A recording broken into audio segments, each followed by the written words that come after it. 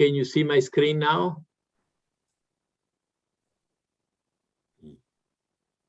Okay, you can see my screen. Okay, so when Rajesh tell us to, do you want us to start now, Rajesh? I think we can start, but can you put it in the presentation mode, full screen? I don't know what is the presentation. No.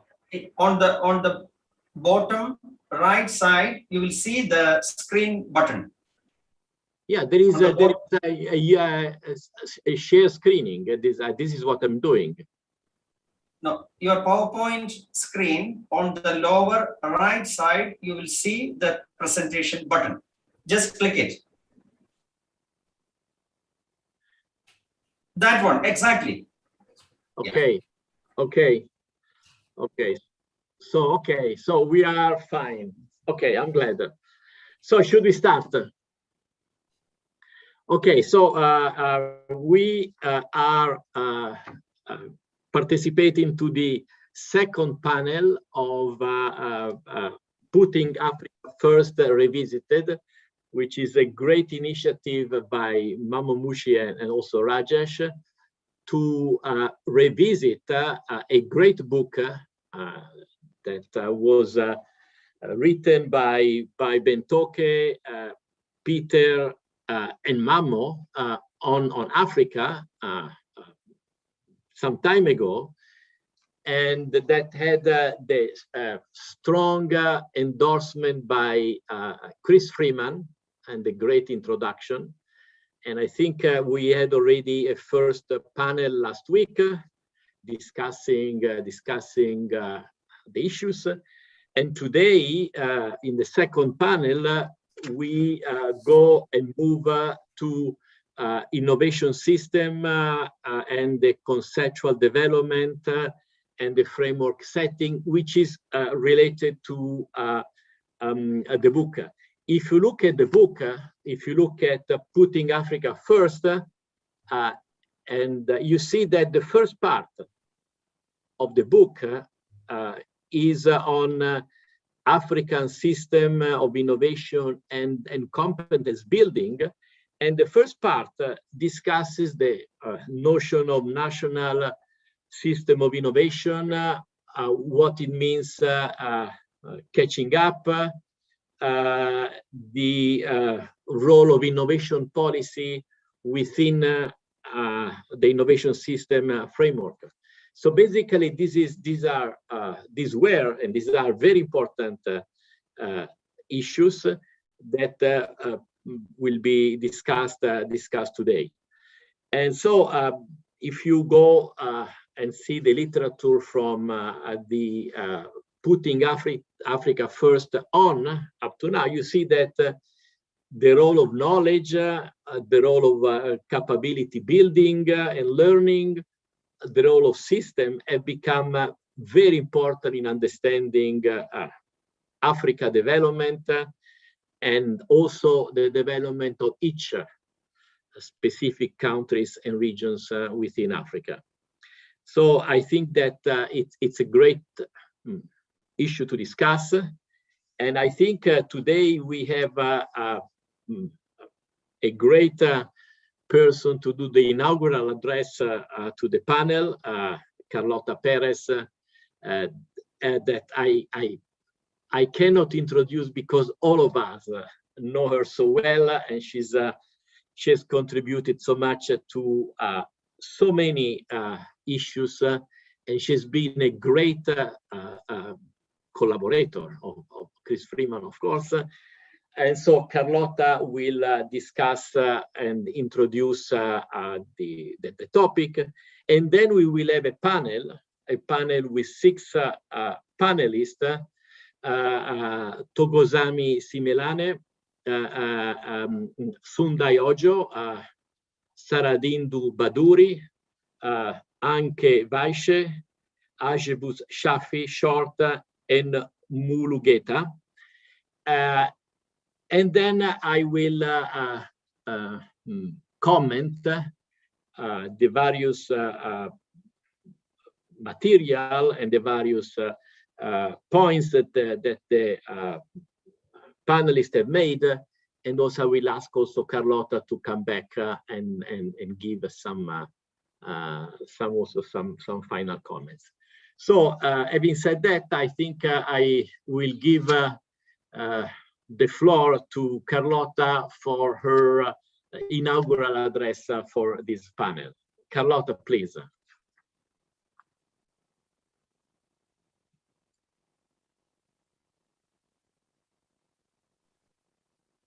Can you please unmute, Professor? Carlota, can you please unmute? I thought Mama was going to speak in between, but if this is it, that's fine. No problem. I would like to share my screen.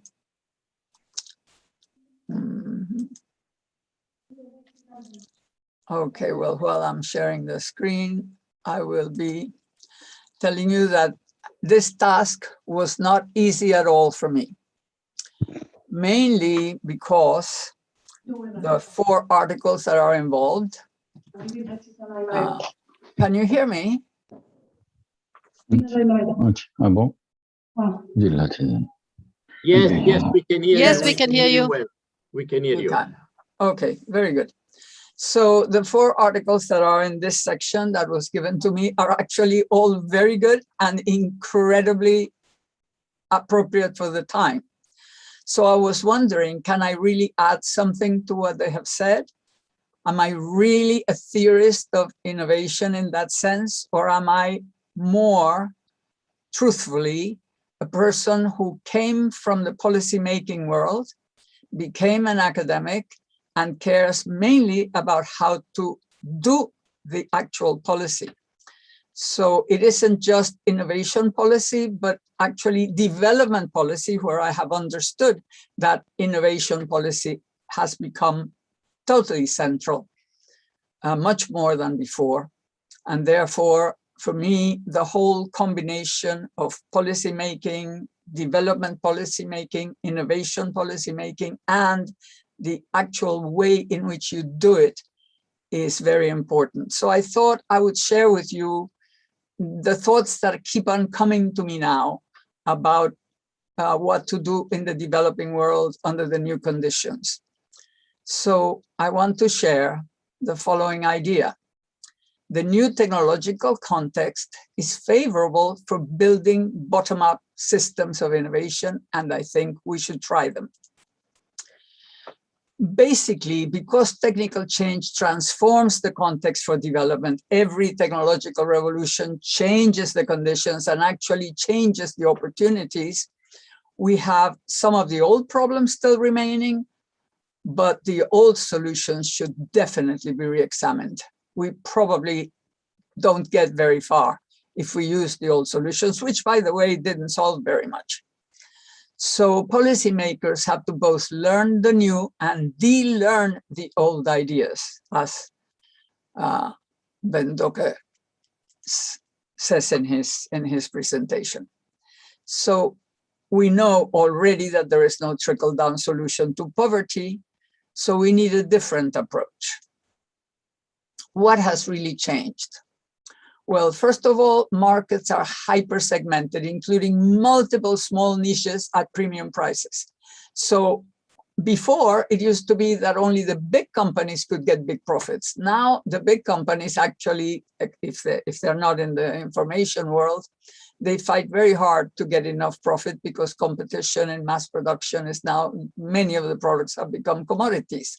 Whereas the more specialized, the more unique, the more, and even in small quantity, products can get better profits. Cheap telecoms can allow access to markets from anywhere, including the rural areas of any country. So we can get to internet all over the country, and that changes the conditions completely. Distribution companies enable transport of small quantities. Specialized retail outlets carry products, organic, environmentally friendly, homemade, handmade, etc., and they do well. Even big supermarkets can carry niche products.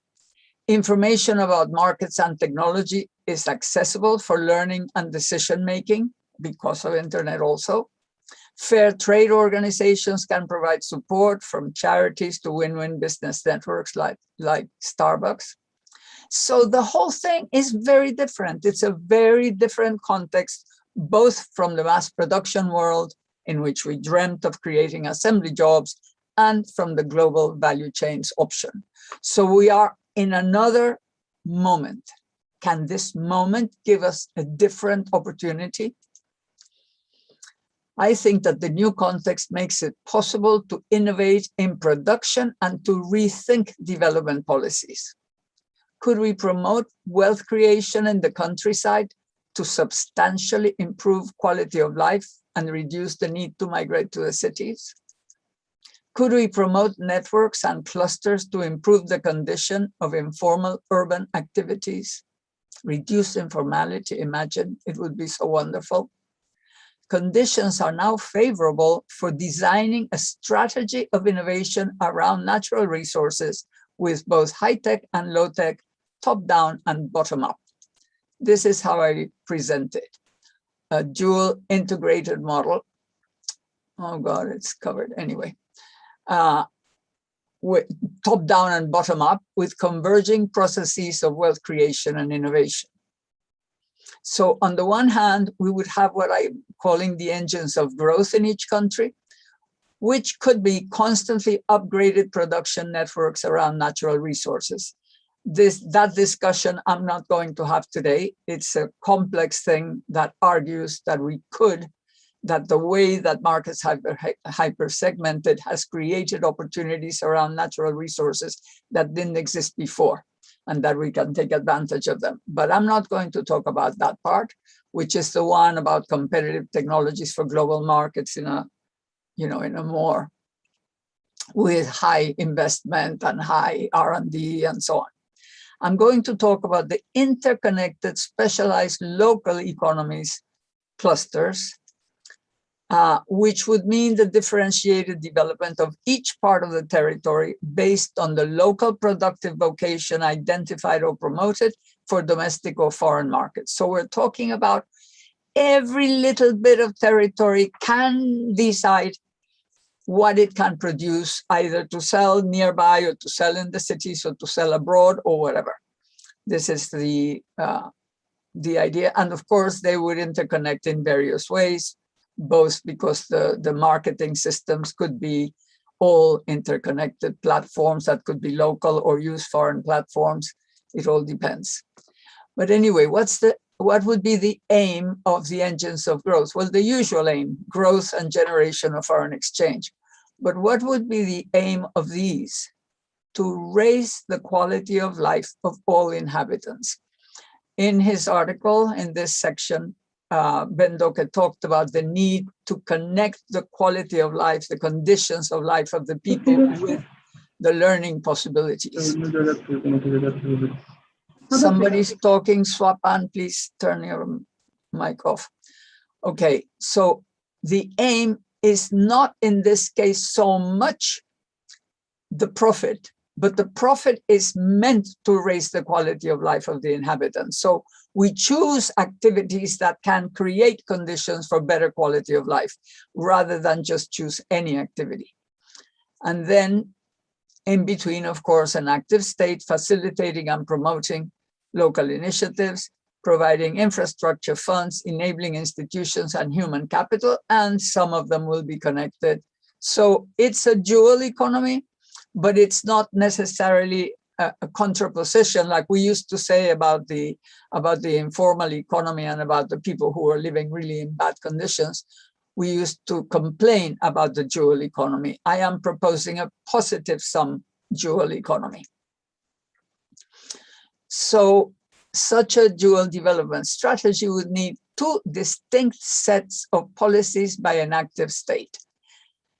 The top-down policy framework, behaving as a complement to business, which gives policy and political support. It's what was called embedded autonomy, in achieving synergies, in negotiating with foreign partners, in doing research development and that's in English, and innovation, and other needs as defined by knowledgeable companies. So this is the top down. But for the bottom up, for the grassroots up policy framework, we would need to behave as local developmental support. So it promotes and helps identify opportunities and market niches. It gives technical and financial support in setting up businesses and in the required innovations, provides training and offers other needed help to infant companies, and takes or facilitates systemic and network initiatives. So it's a very different type of organization. It's very different types of actions and very different people. The types of qualities that these people would need to have in contrast with the top-down people is that they are going to be good organizers, good support system. They must be, it's a bit like doctors in innovation, doctors in life, doctors, you know, it's this very high ethics that's necessary to work with people who need to lift their standards from very low base. So they would then require separate institutions and different personnel. And this, you know, what I had thought I would talk about was the need to talk about institutional innovation. So what I chose was to talk about one of the sets of institutional innovations we might need if we think that this is a good possible strategy. So what's the context for such a policy direction? The post-pandemic return to an active state in the global north. This was, again, Bendoke said it in the first meeting of this series.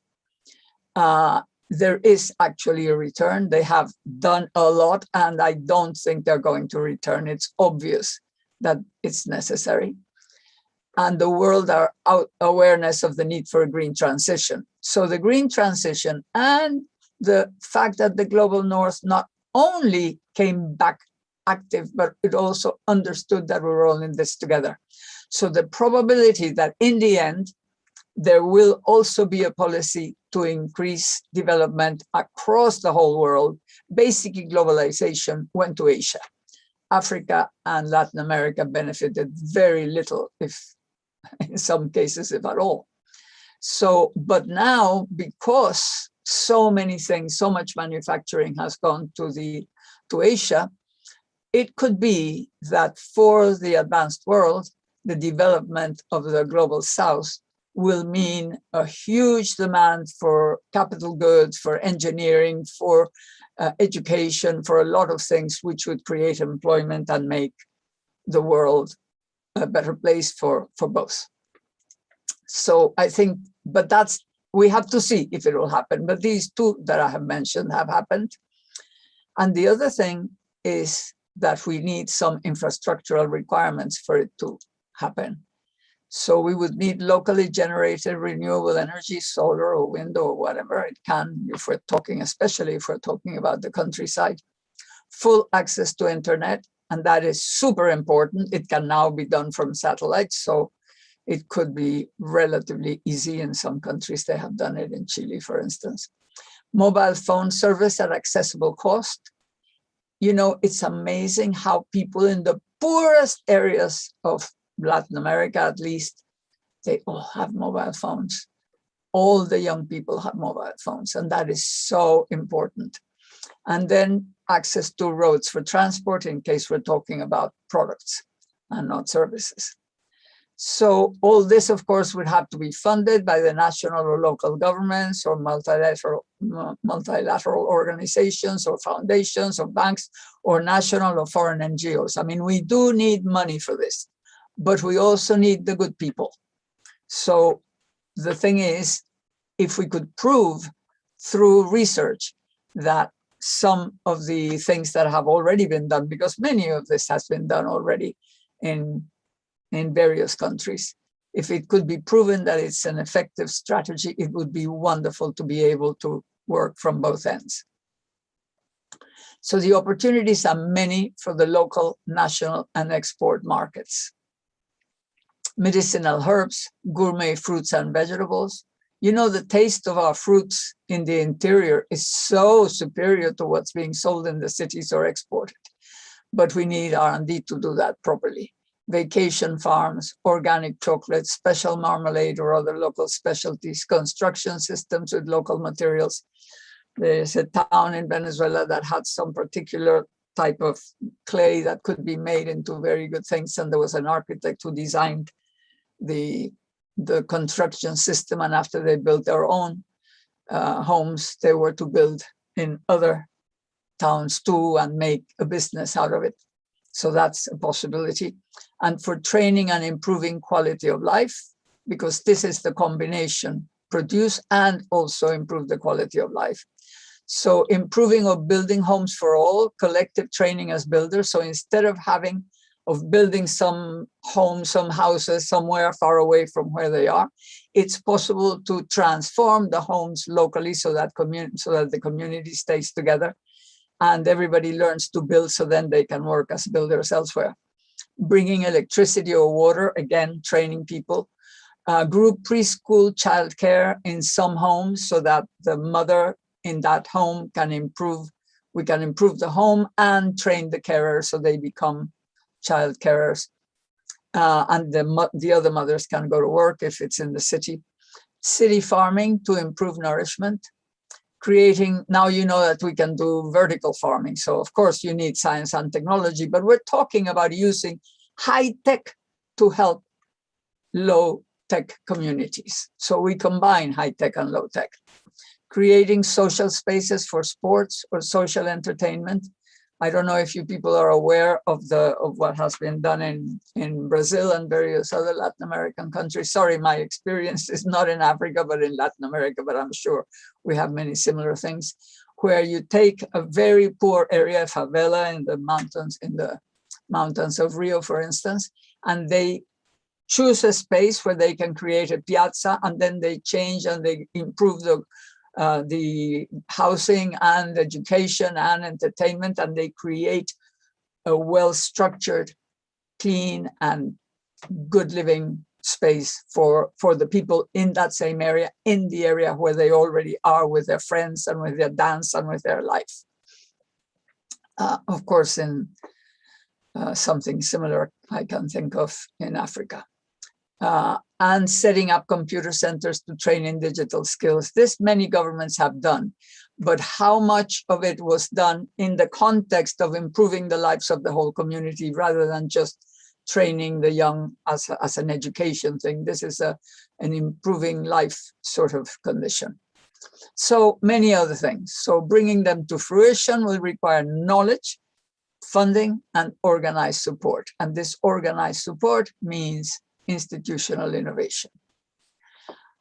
I want to give you some examples from my personal experience. For instance, there was a town in Venezuela that produced a delicious type of cheese. Everybody who traveled there, and this was way in the Orinoco, they would come back with this cheese and you had to eat it immediately because it only lasted a couple of days, but it was delicious. So the science and technology group went there and they looked at the starting point: low productivity, poor hygiene. It could only last 3 days in the local market or in ice in the car to take it home. And so it was really subsistence economy for each of the people that were making this cheese. And it was many isolated family firms, which are not really firms. So they established a support program, a single brand, organizational improvements, high norms of hygiene, and they managed to increase the use-by date for a week. So they were able to sell it in the national market. It became a profitable business, and it was a joint company. But then they decided to go further, and they brought the R&D, the top R&D institute, to identify the bacteria, to change the sterilization and packaging processes. And they managed to take it to 3 weeks. So Caribbean, another B. They had it for the Caribbean market. It became competitive for export, and it was a successful enterprise. I have no idea what happened to it since, but this happened more than 20 years ago. So identifying local opportunities, markets, and requirements, and then providing technical support for taking full advantage of them. So that's one of the ways in which it can be done. Then another example, a nature tourism village in the Andes. Each village becomes an inn and maintains its cultural traits as the main attraction for tourists. So you don't change the village, you don't build a hotel way far and then you bring the tourists to see whatever it is that's nice in that village, either natural or cultural or whatever. You actually turn the inn. Sorry, is that somebody telling me something or just somebody talking without the, I hope it's not. Okay. So in this, you have some houses become rooms. So you have to redo, the houses have to become beautiful in order to be rooms, restaurant, washing, artisans and shops, houses, breeding poultry, some breeding poultry and cattle, some would be the school and tourist training for the whole area, some for farming for the restaurant, others are the restaurant, and others where the guides and the transport people live. So you actually turn the whole village into the hotel, and all the houses become so nice that they are actually attractive for both the villagers and the visitors. So the investment in the inns raises the quality of life directly versus the jobs in a hotel, and the network handles international marketing, services, and management for all. So it's several of them, but of course it could be done just one. And there are also systemic projects, urban, rural, and across both urban and rural, and from top down and bottom up approaches. Some are designed as such, and others evolve around the set of facilitating conditions. I have two examples, but I'm not showing them so that I don't go up beyond my time. So the thing is that aiming at a major transformation across the whole territory is going to require a massive effort in learning and organizational innovation. Training hundreds of young graduates for 2 years of voluntary service and promoting wealth creation. So you could have, you know, sort of like personnel, almost like the army, but to do this, which is much nicer. Setting up a network of consultants to give advice over internet. Organizing a public-private funding effort to support the initiatives, promoting export networks to handle the products, training local governments to be development agents, setting up a dissemination program to share examples of success, and also learning from failure. I'll tell you, this is probably the most important thing we have to do all the time. Anything that means sharing examples means learning to innovate. So being able to do that across several areas in a country and several countries is crucial. And we don't have enough of that. We don't even do it enough on the internet. We do it a little, but very little. Other things could we try? It's a different complementary approach that could make a huge difference to people's lives in relatively short term. The current development strategies might be trapped in obsolete circumstances and old ideas. Job creation from the top takes too long to get to the bottom. Maybe it's time to start from the bottom too.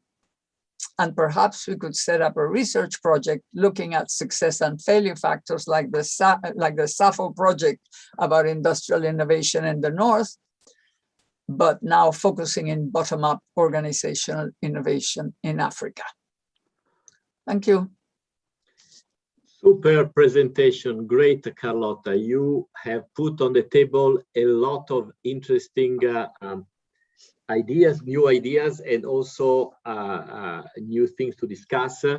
I think I'll come back at the end of all the presentations because some of your points are really stimulating and really fascinating. So I will move now to the panelists, and then I said that we will have some final discussion when I introduce some thoughts that I had as a reaction of Carlota's points and the panelist points. So the first panelist is Thokozani Simelane, who is Director of Research at the Africa Institute of South Africa, and he's been working in a lot of positions, and he will have, I see Mammo. Hello, Mammo, how are you? We missed your presentation, but I'm sure you will come back at the end with some remarks.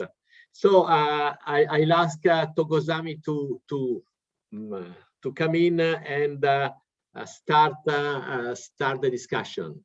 Thokozani, please. Thank you, Program Chair, and thank you to the organizers of this event, which I think it's very enlightening and loaded with information since it started. And special thanks to Professor Perez for mapping the way forward and giving us in detail the examples from her country. Anyway, what to me the presentation has highlighted within the context of putting Africa first is the consideration that, yes, indeed, as it was professed, I would say so, through the book, that is important to put Africa first for Africa to be able to catch up in innovation. It's therefore critical that the continent itself, as it is highlighted in the book, the importance of the national system of innovation, is that it's still lagging behind in terms of having the harmonized and the strong systems of innovations. In that regard, I can say that the continent of Africa, in actual fact, does not have the equal footing as far as the national systems of innovations are concerned. Hence, over and above that, the attempt for Africa as a continent to define itself and to map its space within the global knowledge systems is encountered by a number of challenges, in the sense that much of the knowledge that is being generated within the continent does not find space of competing effectively within the world national system of innovation. That requires serious consideration and the emphasis of putting Africa first and allowing and giving Africa a space to contribute to the global knowledge system so that its innovation efforts can be appreciated and contribute to the direction of the world. Thirdly, I think the critical point for consideration when we emphasize the putting Africa first revolves around the intellectual property that has been developed in the continent. The bigger question is, how much of the intellectual property that has been generated in the continent, both indigenous and the one that comes through collaborative research, finds way to contribute to the intellectual property of the world. So if we are saying that, let's put Africa first. These are the key foundations of innovations that we need to develop some positions on, or rather assist the continent to express itself clearly as what it means if it's talk about the intellectual property development and its protection, as well as also the national system of innovation. The third critical point is that one of resource provision to allow the continent to be innovative or sufficiently innovative. We all know that in the continent, when it comes to the budget provisions for research, is always insufficient. And the opportunities that exist as an alternative are the ones that exist in the form of international opportunities like Horizon 2020 and so on and so forth. But unfortunately, the conditions that have been put forward for these opportunities are so strict in a way that for the continent, they are obstructive rather than encouraging. And again, when we say, let's put Africa first, I think this requires a consideration that for the African continent, let us put together the program that will be more motivating rather than discouraging for the African continent to make a significant contribution to the world to the knowledge system of the world. And lastly, of course, is the fact that within the continent, many or most lecturers who are supposed to be knowledge developers don't have enough time to spend on generating knowledge in research because they are discouraged by the fact that resources are inadequate, funding is insufficient. Therefore, they end up spending much of their time teaching rather than being fully engaged on developing knowledge. This would be my contribution based on the opening remarks that have been made, of which I think and I believe that if we can pay attention or give attention to these within the notion of putting Africa first as it was conceptualized by the book of Freeman and the others, we will make some significant contribution to the continent and make the continent one of the partners in the knowledge generation of the world. Chair, thank you very much for giving me time, and I'm passing everything back to you. Thank you. Thank you, Thokozani. That it has been a great points and great comments about resources and knowledge development in Africa and all the problems that are associated with that. We'll come back to that, to your very interesting points. Now I would like to move to the second panelist, Sundai Ojo, who is professor of computer science and has been in many universities around Africa. So he brings in a lot of knowledge and understanding about Africa. And so Sundai, if you want to take the floor, please.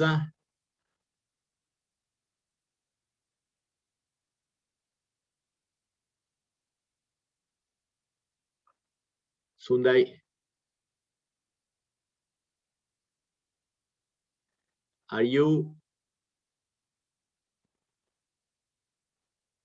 Sundai was present at the beginning of the panel. I don't see him. Are you connected? He's there. He's muted at the moment. Sorry, I'm connected. Yeah. Hello. Okay, great. Can you see me? Great, Sundai. We hear you very well. Sorry, it appeared the team was automatically unmuting me. This time unmuted me. I'm trying to look at the issue from the perspective of the need for a diversity-aware innovation systems framework development for Africa. The reality of African diversity from socio-economic, cultural, linguistic perspective, very clear. In the book, when I'm looking at it, we'll recognize how Africa has been lagging behind with regards to having an Africa-initiated systems of innovation that reflect the reality of the continent. It's the common, I had experience in one of the African countries where we attempted to develop the national innovation capability database. We were looking for a kind of a benchmark in the African context we couldn't find.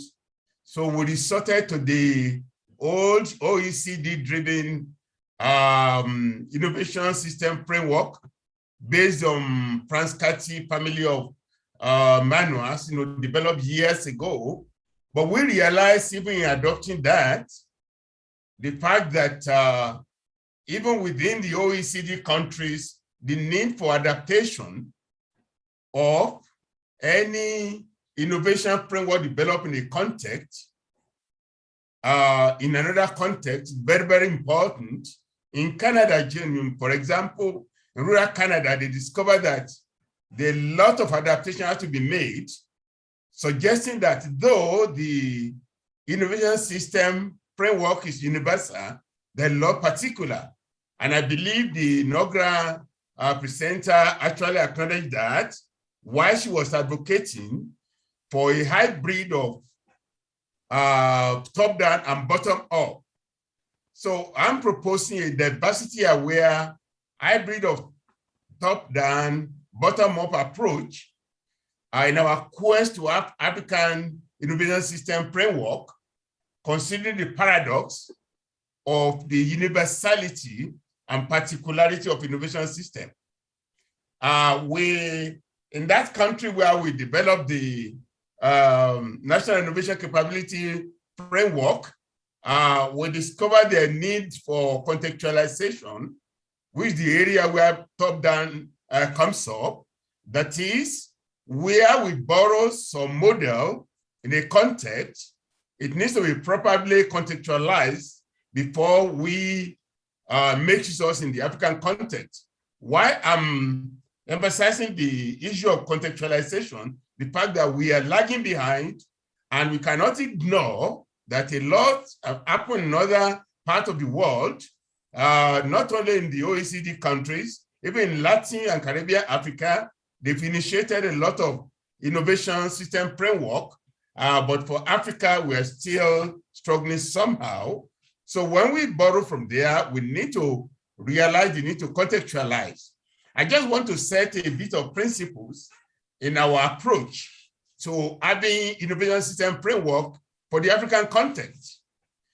This is derived from my experience as somebody with technology background, the field of computing, the principle of science and technology transfer and development is applicable here. Our innovation system framework is universal in particular. In terms of the various concepts, they're not universal. Technology is technology, science is science. But when we bring God into the context of deployment, we have to grapple with the particularity, socio-economic, cultural context. Of course, every framework developed or model is problem solving, is defined to solve a problem in the context. So if it's context defined, the solution must be context defined. So when we are bringing any framework within the context of Africa, we must address the particularity of the socio-economic development problem and challenges of Africa. And of course, when we adapt any such framework, we will discover that it will be a new brand thing, well contextualized to our context, not just borrowed hook, line, and sinker, because any technology, no technology solution can be transferred without proper adaptation.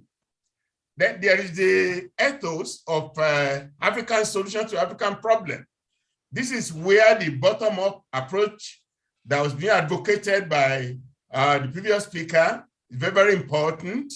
We need to understand our context and evolve our own solution, bearing in mind of the global picture, so that the particularity of African context is not discontinued in the evolution of the global innovation system theory. The diversity aware principle that I say is the focus of my viewpoint. Diversity is very intrinsic heritage of Africa. We need to recognize that not only at the national level, at the continental level, where Africa colonially is divided to geopolitical zones, west, east, southern, and everything. And as you move from Africa, people think that Africa is monolithic. It is not so. We are very diverse, and we must reflect this diversity in whatever innovation system framework we are evolving. The diversity aware principle, it will facilitate we having to team up as African nations, reflect our national context, local context, regional context in evolving the African system of innovation framework. And then we know the ultimate of our evolving our framework for system of innovation for Africa should be premised on the need to socially manage this. It's a means to an end to meet the particularity of the need of our people.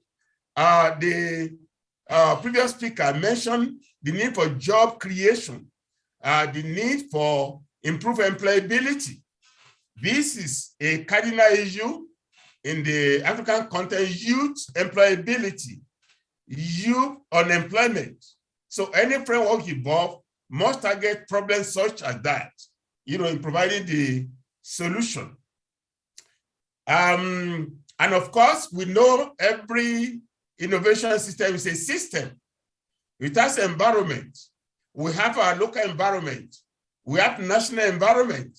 We have continental environment, regional environment, of course, the global environment. This needs to be put into consideration involving our innovation system framework. In concluding my comments, the diversity-aware innovation system development framework I'm proposing will hybridize bottom-up and top-down approach. Our various concepts have been espoused in other contexts, the OECD, Latin America, Caribbean, and all over the European context. We need to localize this into our context so that it reflects our reality, rather than just taking those concepts hook, line, and sinker. And of course, in terms of top-down, we need to look at the particularities of African context from socio-economic, political perspective, and let the evolution of any global theory of system innovation take cognizance of the particularity of our context. I want to conclude on this note that the need for that top-down and bottom approach, very, very important, so that we don't lose or benefit from what our development has taken place in other places. We borrow idea, but we contextualize. But it's important that we analyze and come up with what our needs are involving the global theories of innovation systems.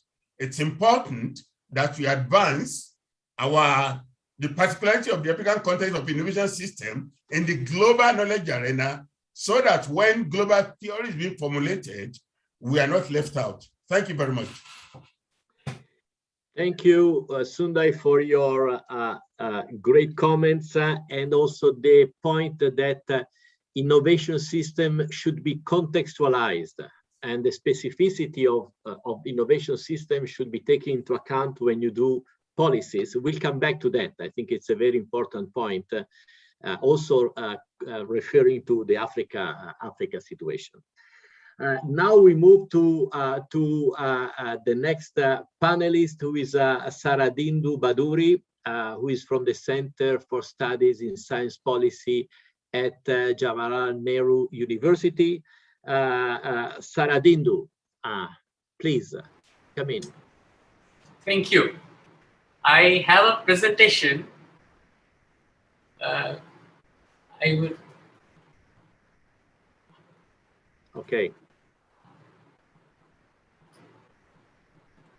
Can you see my presentation?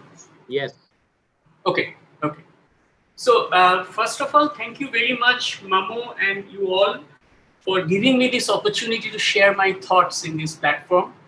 I'm really grateful.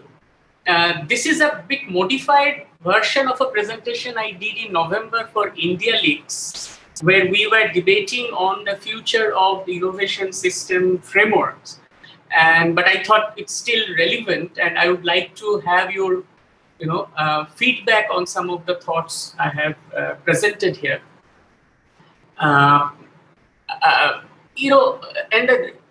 Professor Perez has mentioned that it's a moment that we need to capture. She defines the moment as certain kinds of technological possibilities that have opened up. But I would like to add to that by saying that certain narratives also need a moment to triumph of their triumph. For example, when we heard that Keynesianism could sort of defeat, maybe in a very oversimplified manner, the institutionalism by simply saying that you don't need to change many of the institutional trajectories, but you can simply spend more by digging the hole and fill it up in order to boost demand and bring an economy out of the recession. Similarly, what I believe that the pandemic has given certain opportunities for Africa and for the global South as a whole to bring legitimacy to a kind of a more alternative version of an innovation system, where, as this book says, one is not really saying not to learn from abroad. I'm sorry for the typo here in that, but how to make a different narrative palatable to the situation that is at hand is what I am trying to emphasize on. So maybe it will end up giving some more details to what my previous speakers have talked about, the bottom-up and the top-down narrative.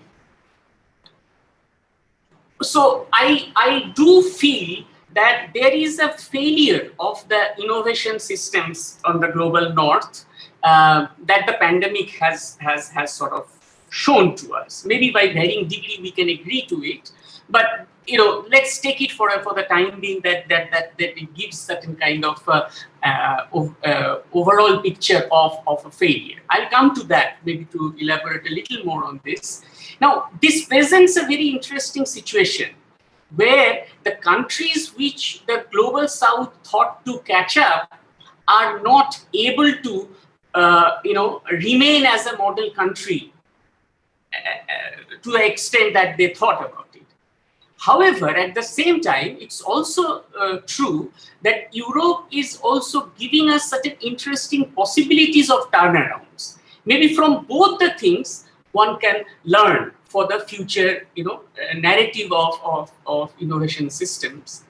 And that is important because this recession or this pandemic or the last recession may not be the final recession or final dose of instability into a system.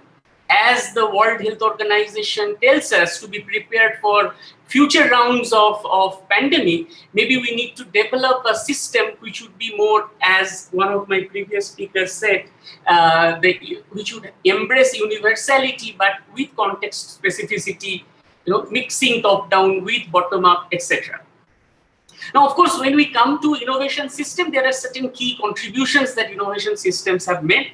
To this audience, I do not need to talk about those because some of you are leading scholars in that framework, and you know better than me some of these issues. However, when it comes to its fit into the global South, there has been a question mark.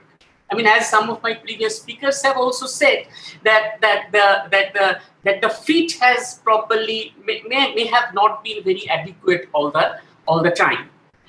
Although the innovation system narrative began with challenging maybe the global the gold standard institution narrative, but probably over time what we have got more accustomed to is to accept maybe that there are certain golden rules of innovation systems which every country needs to adopt, kind of a thing.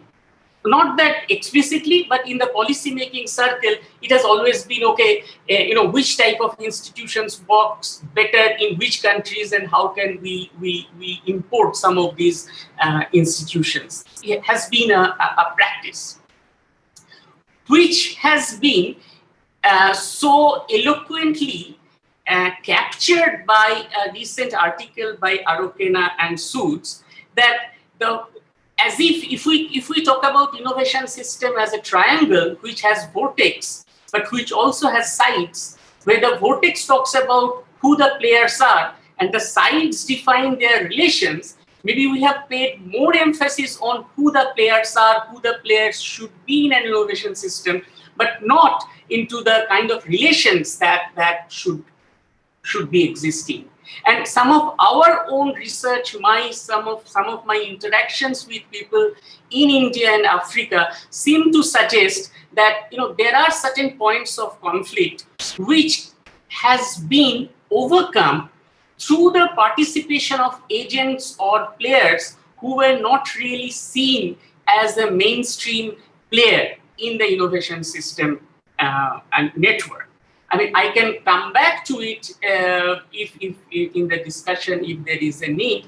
But for example, if we give the cremation technologies and how it has evolved in India, there were certain social values that came in conflict with the dominant pattern of the modern technologies, namely the electric cremation.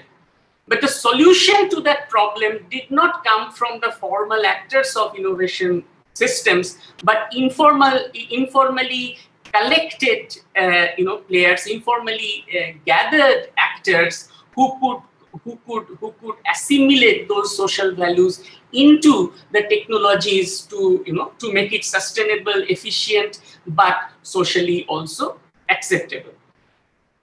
Now this tension is what is the reason why we in the global south have often called for innovation systems which would be adaptable, which would be more relevant, etc. However, there has been a kind of a dream maybe that to catch up with certain systems. And as I said, the pandemic probably has given us certain ideas that the countries which we wanted to catch up may also falter at certain points, and therefore there is a need to redefine the narrative on innovation systems, taking cues from how they are developing, but also accepting certain realities in our own countries or our own systems in the global south, I mean, which probably did not receive the same legitimacy before the pandemic. These are certain, I'm using, of course, gray literature or investigative journalism to make my point, because, the more serious academic writings would probably take some more time to arrive at. So what are the things that we are observing, since the pandemic? One thing that we observe is there is a rise of the open source.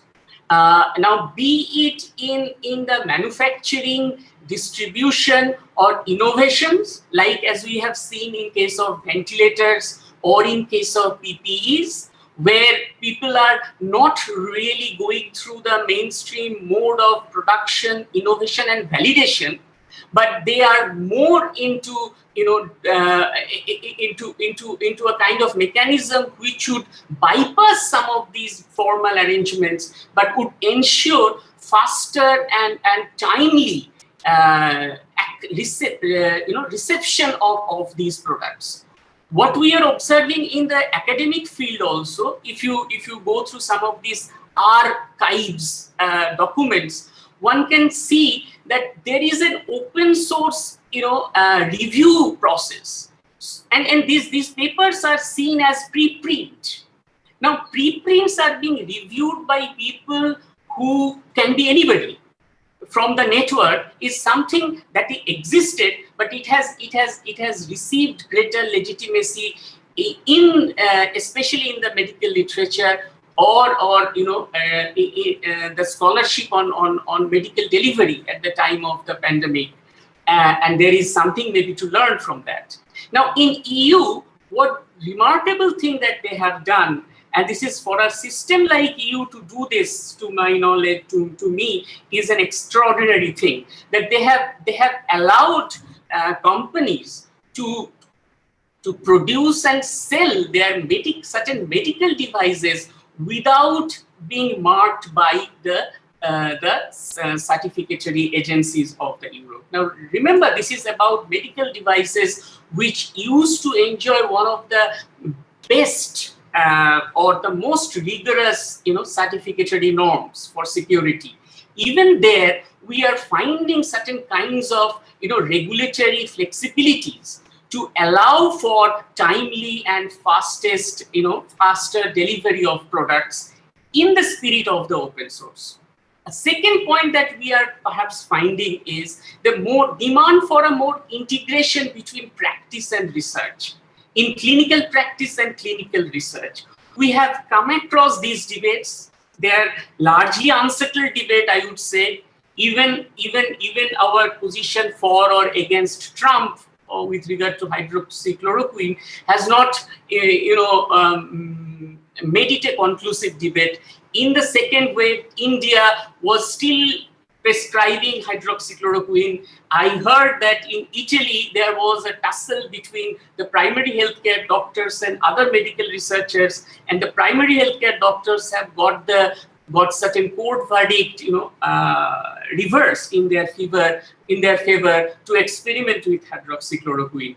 Or what we are seeing today, even with regard to vaccine dose intervals, that there is a trial and error going on along with the production and along with the delivery mechanism. So there is this tension that we are observing, where the practitioners of research and the theoretical researchers are probably coming together to develop not only the products, but also to contribute to the regulation making process. Because standards and regulations have been one of the most contentious issue when it comes to the innovation system in the context of Global South.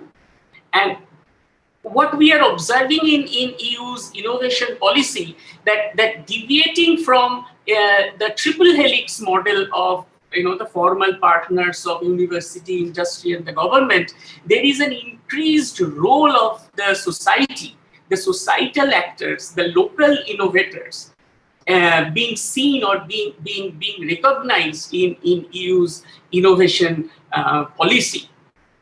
We used some of these examples in a blog article that I wrote along with my colleague at the ISS, Peter Noringa, to argue that maybe there is what is happening, that there is a movement away from super specialization and over reliance of protocol.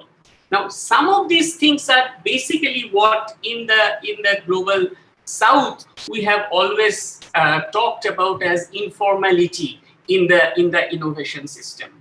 Now, any kind of narrative requires a political backing, and quite often we have seen the informality maybe, or the debate, as the debate on hydroxychloroquine showed us, that maybe it is the right-wing politics which is more linked to such kinds of things, often put in a very provocative manner or in a misplaced manner. But there is a tendency, we observe that even in the left now, there is a tendency now to embrace, more of the locality-based production innovation systems. And in the narrative of the left, it gives more equality, more rights to the labor, and it perhaps gives rise to a less exploitative production systems. So there is a political legitimacy that we can think of for such an alternative system, coming not only from the right-wing politics, but maybe also from the left-wing politics. And again, talking about the moment that we probably need to capture. So the concluding thoughts that I have is, in line with some of the talks that have, the previous speakers have argument that the previous speakers have mentioned, that there is this moment that we can capture to combine the formal with the informal, and probably we can re-examine the question of appropriate scale of production, innovation, and regulation. I mean, I would like to take something that Professor Perez has also mentioned in passing, the grassroots innovations, the grassroots communities, they are thriving at a time when the system was meant for mass production. So the question of scale, or the question of the scale of regulation and production, need to be rethought if we need to include the grassroots aspirations, communities, and their innovations into the mainstream. I would end with maybe on a lighter note. The last year was a bad year, in the sense we lost Diego Maradona. And when we talk about Diego Maradona, this particular moment comes into, it haunts some of our memories, maybe differently for different people at different corners of the earth. But then I read a very fascinating article by Professor Pierre D'Souza, a professor of ethics, which, to me, defines that moment of tension between, say, the North and the global South, of what rules are and when rules can be broken, or when maybe there is a greater legitimacy for rules to be broken. I mean, as he says, it's not only that Maradona scored by his hand, it's also true, in order to do that, he had to jump much higher than Peter Shilton. In order to do that, he had to show certain skills and excellence. So the question is how to mix these, competencies, skills, and probably, as in the introduction to the Africa First book mentions, probably a bit of breaking the rule by Africa and probably the global South. So I stop here. These are some of the references that I have used for the talk. Thank you very much. Okay, thank you, Saradindu. Very interesting. I find a common thread, a common link among the various panelists, because in a sense you are building up a strong argument on the fact that you don't have a one size fits all in terms of innovation system, but of course the integration between formal and informal practice and research makes a specific innovation system work in specific contexts. It's very, very interesting. So now we move to the next panelist, Anke Weishe, who is co-founder and chair innovation of Farm Biotrack at Mabara University in Uganda. Anke, please. Thank you very much. Let me share my screen.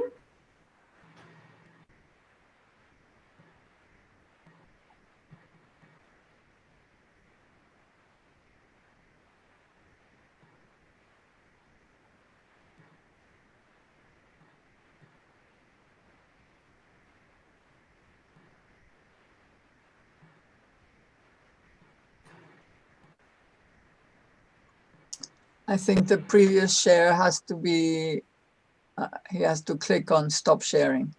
Yes. Saradindu. Saradindu. Perfect. Okay.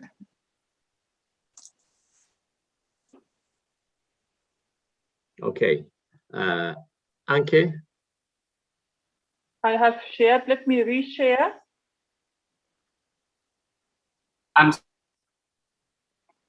Yeah, it has worked now.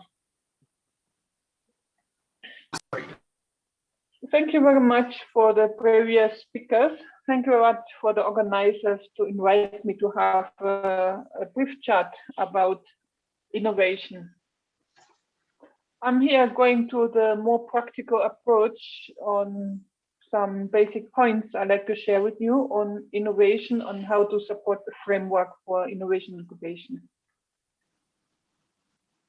What is innovation? Briefly, it's a practical implication of ideas that result in introduction of new goods or services, or improvement in offering goods and services. Now, innovation incubation is a process in which trends to be activated wherever there is a need to support entrepreneurs in developing their own business. So innovation incubation is an active process where innovations are nurtured and supported.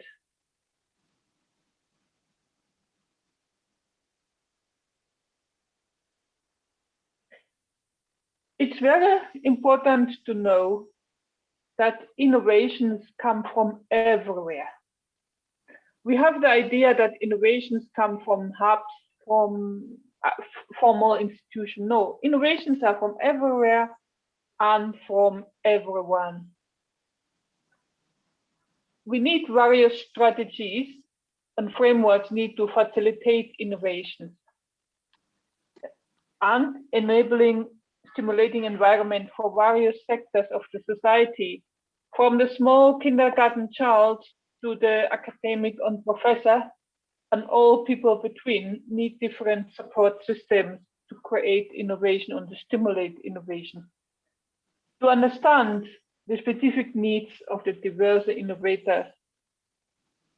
And it's important in the framework to see that innovation incubation is integrated in various interventions in a society. This is education curriculum, training, development intervention, research and policies, for example. Let's talk about innovation areas. Innovation are created in various areas, that is technological, process innovation, organization innovations, and service innovations.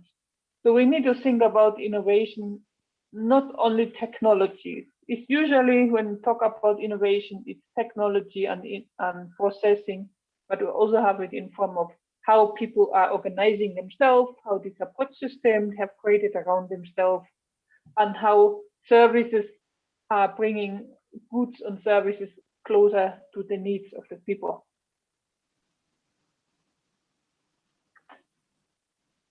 So here there is an example in Uganda of the innovation systems. There are centers where innovation and creativity is generated. These are informal systems. For example, the informal production sector and the grassroots communities. Innovation villages, specialized innovation incubation centers, development partner-led incubation hubs, where development partners creating or supporting hubs, supporting through hubs the innovators. Primary and secondary school is another center where we can focus on in the framework, vocational training institution, research center, academic-led innovation hubs. And very important, we need also to see what association or grouping or networks are available. This will help us to also support and work on the knowledge exchange and experience exchange. So when we want to create a framework, we have to be in mind that we have the different point of creativity in a society or in a country. Now, what basic we need for all of them, but then designed to the needs. Also, a primary school kid needs another way of being addressed than a university professor. So, but in general, there is basics. The ideation is the creation of idea, supporting the creativity of people. Innovators can be any one of us. It's not just, oh, it's an innovator, he's born with the idea. No, everyone can innovate. Supported, when they're supported, they can innovate. Relevant training and brainstorming. Technical expertise needed for realization of the creative creation. Space for prototyping and improve the product or service. Some kind of space where they can meet and actually receive the different support. Linking innovators to financial support system. In the earlier stage of innovation, usually it's good to provide grants. And when we have proof of commercial viability, now we can come in with equity or loans. Unfortunately, many support systems come up with loans too early in the process of the innovation. It's good to have loans when there is proof, commercial proof of the concept. Before that, for the ideation and the development of prototypes, grants are more appropriate than loans. The incubation support system also looks at the legal support, registration of companies, standardization of products according to national standardization requirements, intellectual property, and financing. Now that is during the incubation process. What about when an incubatee graduates, getting out of the formal incubation systems? As you know, in agriculture, systems, there is the so-called extension service. Most countries have the agriculture extension service, but usually there is no business or entrepreneur extension service. We have nowhere to go when we have a question. So therefore, we need technical after-service support through, we can call it business clinic service, which is an on-demand service on access of knowledge and services. What are the challenges? The challenge is that the curriculums are formalized and usually hard to change. It takes years to change curriculum, either in primary, secondary, vocational, or higher education. It's a real process and it takes long. Technical expertise and experience for integrating of innovation in various sectors is also not so much available. Funding, a very big factor is funding. It's very expensive to innovate and to create innovation support systems. Mindset of people. Mindset to understand that innovation, incubation are a very good driver of the economic, social, and environmental development of a country. But besides challenges, we have opportunities. Innovation incubation approach is a way of addressing contemporary challenges of the society. So incubation innovation is one more variant to help to the approach to contemporary challenges in the society. Research on African innovation systems is needed. Create literature by African authors or co-authored team. Actually, when I read the book, the main authors cited were non-African names. Of course, I can't do all the analytics, but I have observed that most of the authors were not from the African continent. It would be good to also have more authors of African origin or African co-authored teams working together with international teams to create more innovation system knowledge. Therefore, research is needed. Creating an innovation fund. This is a central fund where government, philanthropists, or donor can put funding in. Now here, there's a general trend that in Uganda, for example, big corporations and big companies who have a social corporate responsibility fund may not invest in innovation incubation and innovation systems, and therefore this creating the innovation fund could also help the entrepreneurs and big corporations to think and support the innovation instead of supporting other types of activities. Revising and negotiating with development partners about intervention supported. It's very important to also create a framework where the development partners sit together with the innovation support system of the country to negotiate that future innovations, future interventions to set development projects, having the innovation part integrated. And through the support of innovation, we are creating diverse and low-cost solutions for Global South and Global North, and creating new ways to engage stakeholders. For example, community, policymaker, academic, and professional. So this is the end of my presentation. Thank you very much for inviting me to present. Thank you, Anke. I like very much your point on the process of innovation, because a lot of time we think of systems, but a key part is the process through which innovation emerges and the environment that has to enable innovation to come through, and the organization and the complementarities that are needed. Okay, so we move now to Ajebush Shafi Short, who's been studying in Maastricht and now is in Swane University, and is going to be the next panelist. Ajebush, please.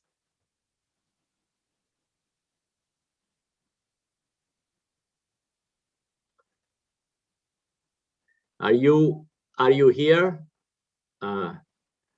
with us? If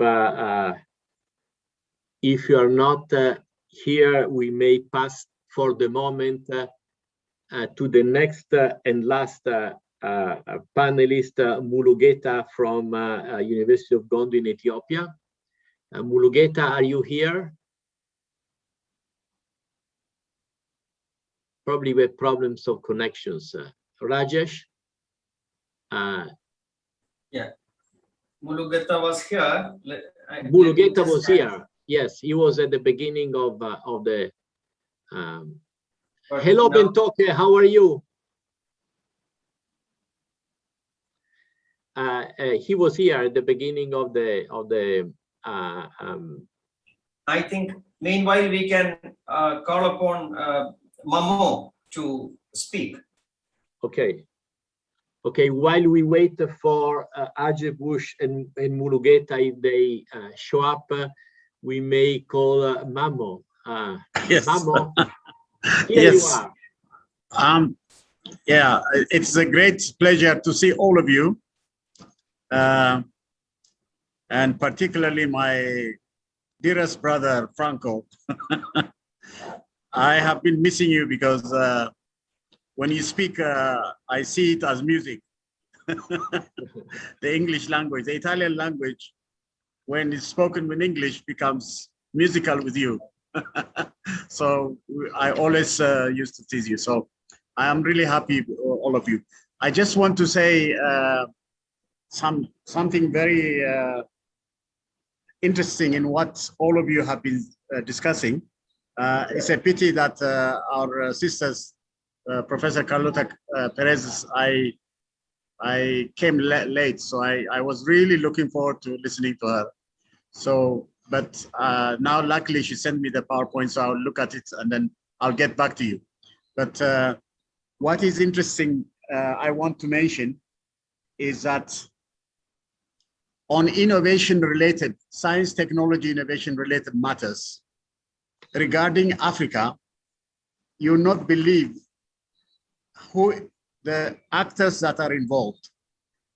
But exactly all these actors, what they do, I'm not sure whether they collaborate, work together, and really also have done the job to actually address what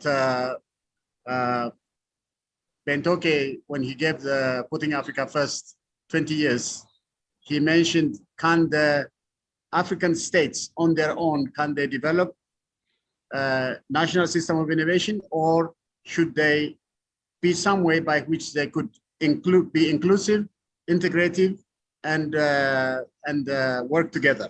But what I just want to mention to you is the African Union has, I don't know how many organizations that work on the Africa Science Technology Consolidation Plan of Action, Scientific Research Innovation Council, African Union Member States Country Profile Agreement, many things like that. Then you just go, I cannot tell you, but there are many, many of them. Then there is ARIPO, which is the administrative instructions under the regulation for implementing the protocol for protection of traditional knowledge and expression, and Arusha Protocol, Banjul Protocol, so many protocols they have. And then you have COMESA, the regional ones. You not believe also how many they have. And you have FAO, you have Inter-University Council for East Africa, you have ECOWAS, you have European Union also has on Africa, Euro-Mediterranean Agreement, Euro-Mediterranean, I could not tell you, directive Convention on the Grand European Patent, many things like that, that also operate on Africa. Then you have WIPO, you have World Trade Organization, you have all, what I'm amazed is they do it, but they also have many parts, fractions dealing with different aspects of it. Exactly whether they interact with each other or not is not clear. This is amazing. UNCTAD, UNESCO, United Nations, SADC. I mean, how can I say to you, many, many, many organizations. I have now a list of them, and I really like to see what, and then on the national side, you have Benin has created what they call the National Policy for Scientific Research and Innovation in the Republic of Benin. They call it for the year 2025. Egypt has a national strategy for science, technology, innovation 2030. Ethiopia has, again, another one policy for, for 2020. Kenya has a national science, technology, innovation policy framework for, again, it is going to be in 2020. Malawi has another one, science, technology policy. Mauritius has another one. Niger has another one. Rwanda has another one. Sierra Leone has another one. South Africa has another one. Zambia has, Zimbabwe. I just want to tell you that they have national, they call it national policies on science, technology, innovation. But what I must say to you is that there is no systematic, genuine recognition and appreciation of a national system of innovation. Recently, Zambia has an election, and I had they asked me on an interview, and I was saying to them, what do I want? Zambia has the biggest problem. They have copper, but they have $18 billion debt. And then, although they have the highest copper, they produce the highest everything, illicit financial flows. But you know, all the bank they do, the marketing, all this is problematic. So what I suggest for all of us in a meeting of this kind is to be serious and say, don't diversify and verify and make it like that. Let's find to be focused, concentrate on the things that matter most to make sure Africa links with Europe, America, or everyone in a very interesting way, with really by making sure that the innovation system is well crafted, well designed, well conceptualized, and well integrated, well included. Something like that is what I like us to develop. And from a few presentations I heard, some new ideas are coming. So let's see if we could develop this further and use now putting Africa first revisited should come out with a new innovation manifesto that makes all these actors to come together and not diversify each other and just get specific interests and forget it. Thank you very much. Well, thank you, Mamo. I reciprocate. It's always great to hear you. You are such an enthusiastic and so forceful person, bringing Africa first, the Africa first message, and it's always inspiring, you know, to hear you, to listen to your points.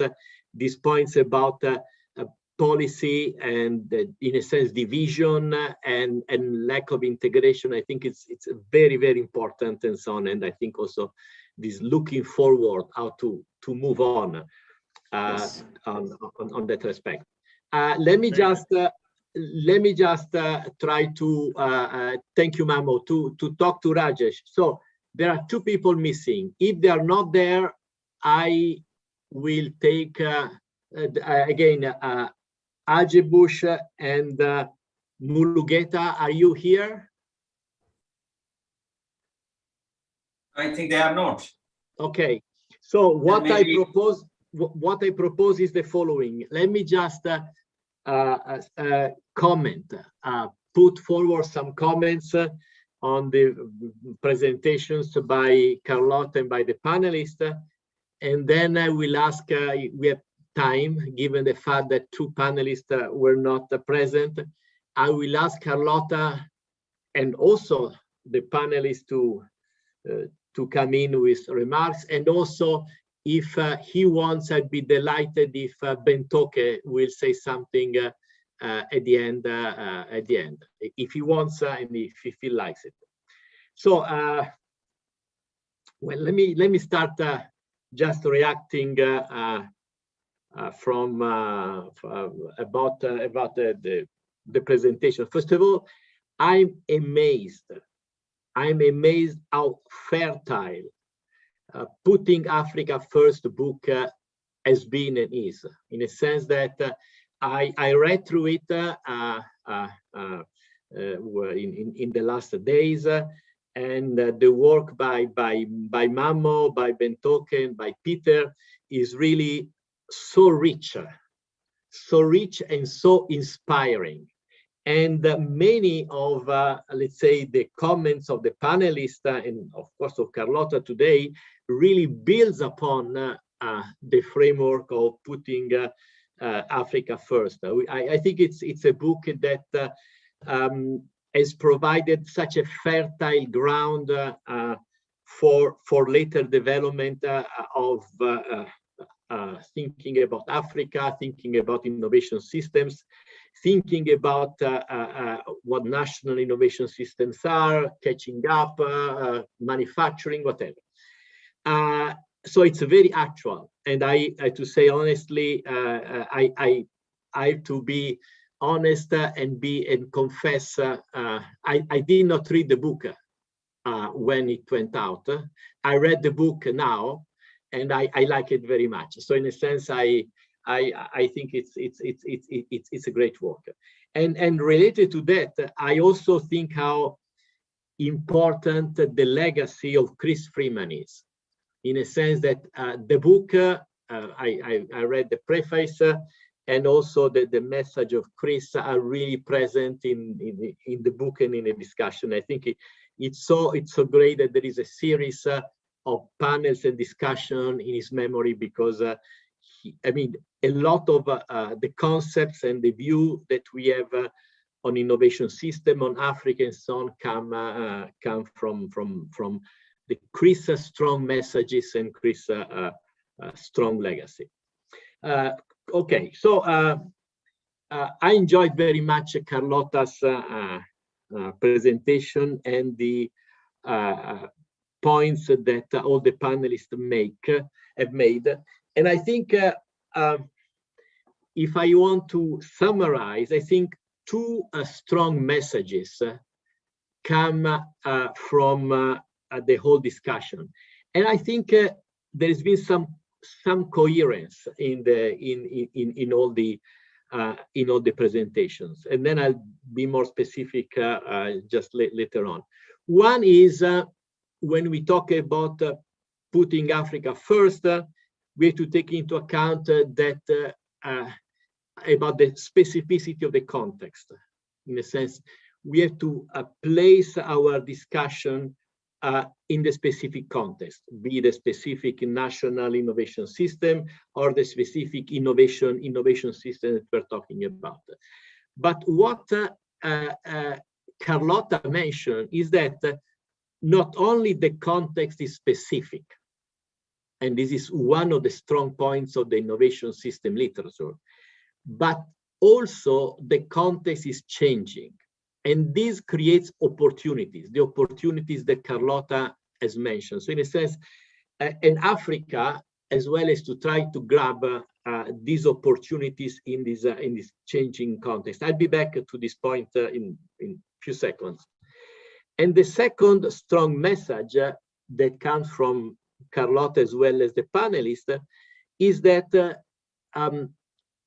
we need to combine things and integrate things, in a sense that in terms of strategies, in terms of policies, it's not enough of focusing on one level or on one dimension. The combination of an integration of strategies, policies, and so on is extremely important. And in a sense, we cannot just take a specific level or a specific aspects of innovation policies or national system, but look at their integration, which is not easy, I bring now 3 points that I think I like to comment. One is starting from Carlota, her extremely interesting discussion of the following type. The context is changing. The changing context provides new opportunities, which are very important for Africa as well as for Latin America, which results in a combination of the segmentation of markets, the fact that markets are interconnected, and the fact that a lot of countries have natural resources. What does it mean? If we move from the old stereotype way of the natural resource countries and move to the new view of looking at natural resources as knowledge intensive, full of science, full of learning, and we see that there is local learning and local needs, and markets are segmented. We are moving away from mass markets. I'm so happy, because in a sense, the specialization of markets and the specialization of demand, of local demand, provides an enormous opportunity to create some local learning based on knowledge, on segmentations, and on advanced human capital. I think this could be a major move forward to try to identify a new opportunity in addition to the one that have been discussed so far. So in a sense, the fact that local learning can be focused on segmented market, interconnected market, and natural resources where you have knowledge-intensive activities there. The second one that I think it's so important, again, this has been taken on by Carlota and by the panelists, is the fact that you, in order to have a development strategy that is effective, you have to combine top-down and bottom-up. Carlota calls it grassroots innovation, so local development effort. And again, it is the combination that is a winning one. I mean, you cannot separate the top one and the grassroots innovation policies. It's the combination and integration, and Carlota has been so clear about that. You cannot do one or the other, or have them not communicating. In a sense, in my youth, and probably Ben Toke remembers, there was a Henry Ergas that put forward the famous distinction between mission-oriented and diffusion-oriented policies, and then it's been taken on by Mariana, by Carlota, and so on. But this idea that you cannot keep the mission-oriented policies separated by the diffusion. Henry Ergas was talking about diffusion-oriented policy. Carlota talks about local development support. But local development support is also diffusion policies, diffusion of knowledge, diffusion of learning, diffusion of capabilities, and so on. And in a sense, in a very distributed one. So I think, again, the great message that comes out is this idea of combination, integration of the two levels that cannot be kept separated. And for the policymaker, it's difficult. I mean, Mamo has some experience in policymaking in Africa, because usually the policymakers either focuses on mission-oriented or top-down, or, there's, okay, I do diffusion policies, I do grassroots policies, and so on. But understanding how some elements of the top-down can be useful for the local development support, and the opposite also, how local development support can help, in a sense, top-down policies, I think is extremely important point. And so the combination integration of strategies is key. The third and last point is something that emerged in the discussion, is the view of putting Africa first as a key aspect of the innovation process. And I will never stop emphasizing the term processes. When you have a process that leads to innovation, you need to bring in complementarities. I mean, something, you need to do something, and then afterwards you need to attach something else, a complementary assets and distribution. So the process itself is very difficult to manage, because it's enough that something is not working at a specific point, or some complementarities are not in action, that what you did before collapse. You may have, let's say, vicious cycles rather than virtuous cycles. So the idea of the process is very important, which means that you need to have a kind of dynamic view of what Carlota mentioned, and also the panelist mentions. And in a sense, a dynamic view where the complementarities are put in motion in a way that things work. Takes time, it's not a question of months, it's a question of years, but it's very easy that you may have lock-in or blocks, and these have to be something that policies in Africa, as well as in Latin America, in other countries, have to be taken into account. So basically, these are the messages that I got from the panel, which I think are so important, because they bring in, let's say, both the new ideas and also old ideas in new bottles, I would say. In a sense, it's a combination of fertile discussion and fertile integration of different views on innovation system applied to Africa and applied to the context of African countries and African development. So I think I stop here, and I would like to see if Carlota and maybe Bentoke and the panelist wants to, and also Mamo want to come in, and maybe in the last, we have 15 minutes basically, and conclude our great interaction. Carlota. I think everything that has been said is so interesting. It's very difficult to choose. So again, I find myself trying to convey something that I find is important, which fits into what has been said. And it is that, in fact, when we think of Africa, we think of variety. We know that every country is made up of several different tribes with different cultures, with different things, and then within the cultures and that was the worst thing in the world to have in mass production. Because mass production was about destroying any variety. It was about identical processes. So they destroyed many cultures. They destroyed even things that had been there. Everything that was artisan made, that was supposed to be destroyed, because you had to have everything identical. So what does this mean? To shift from a homogenizing paradigm to a diversifying paradigm. Wow, it means that just like in Spain, now everybody wants their own language, and it's no problem. Everybody can have their own language.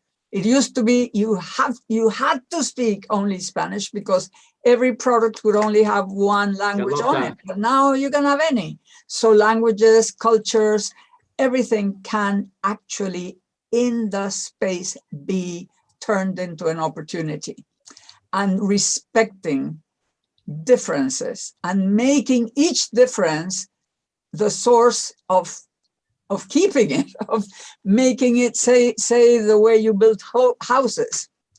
Do all houses have to look like the houses in American or European places? No, they don't. In fact, they never did, but they were forced into turning into that. So could we invent things that have to do with the climate, with the local materials, with the local culture, with the local history, with the local traditions?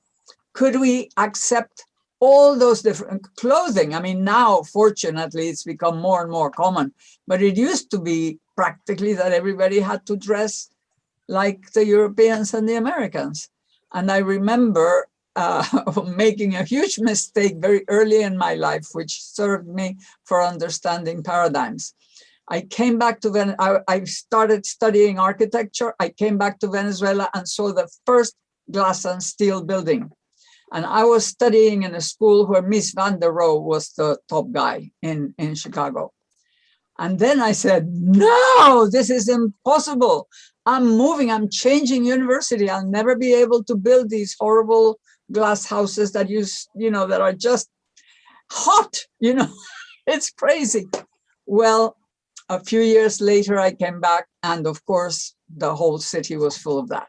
The paradigm imposes itself in building, in clothing, where it's hot, 40 degrees in the shade, people wearing ties, tied up, and the whole thing.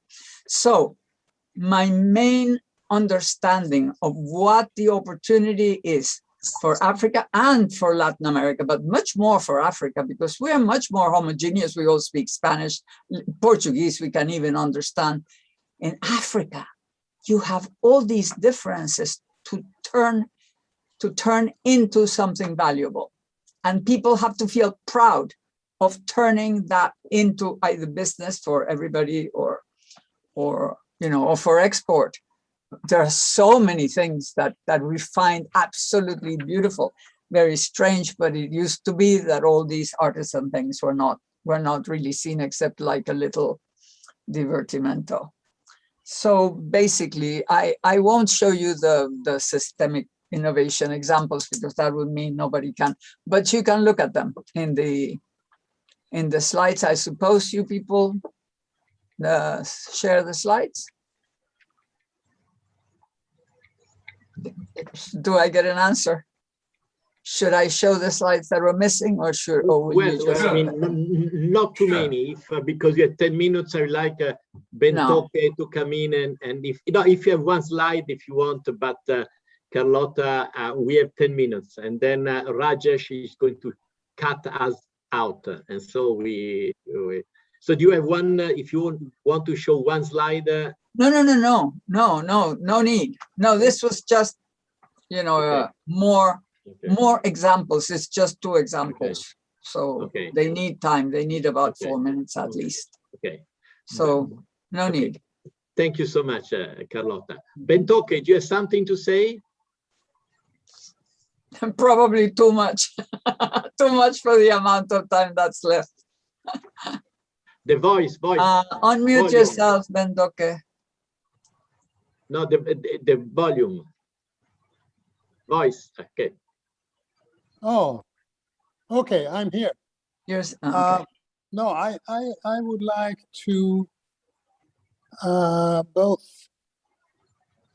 make things a little more complicated than Carlota did, and then I will support her at the second stage. Everything gets more diverse, but everybody use Google. Everybody use Amazon, almost. I mean, they have more than half of the e-commerce market in the world. The only competition is Alibaba. So while you have diversification in production, and you can develop specialized commodities for the world market, you at the same time have the most extreme concentration ever in the world. And the interesting, I mentioned in the written comments that Shu-Lin Gu has written a very interesting paper on what she calls inclusive innovation. And that is actually about Alibaba organizing networks within China. And these are reaching out to the most distant and marginalized villages in China. Many of those have actually exported to the global market. But what Alibaba did was to connect them to the Chinese market. And this has, according to Shulingu, created a lot of activities, employment, and success. And they typically do things like the examples you gave, Carlota.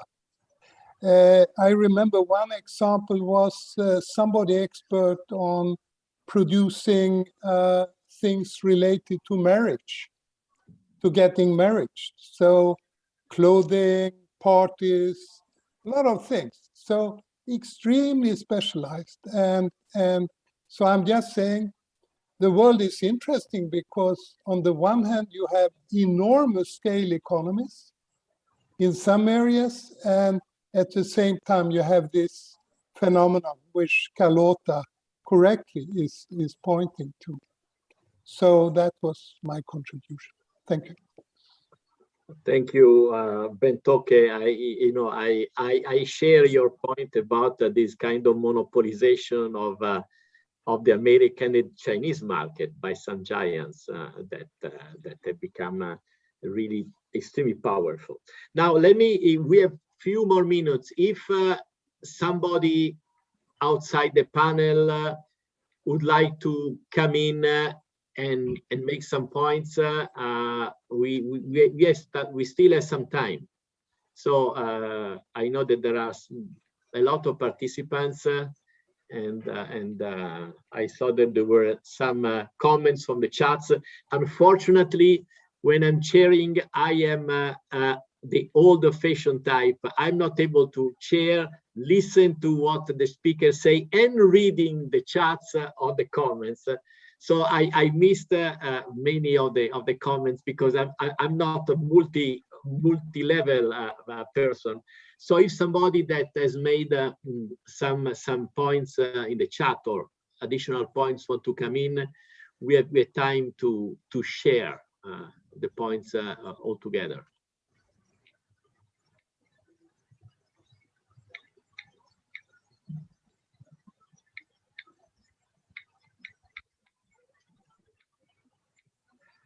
So I'll briefly put a question to Carlota and Bentoke. There is a chat. Do we have a provision to place the individual innovator in the system perspective, innovation system perspective? Because we see that a lot of innovations, big innovations, came about because of the single individual effort. Do we have a space for that single individual? Carlota. Of course. That what this set of technologies does is what Bentoke was saying. You have a platform that is completely open to whoever wants to use it. Of course, it exploits you, but it allows you to get as far in the world as you want. So in the individual innovator, the reason why it's possible, generally it's basically, I think I would say about 80% of individual innovators are about digital, just not real products.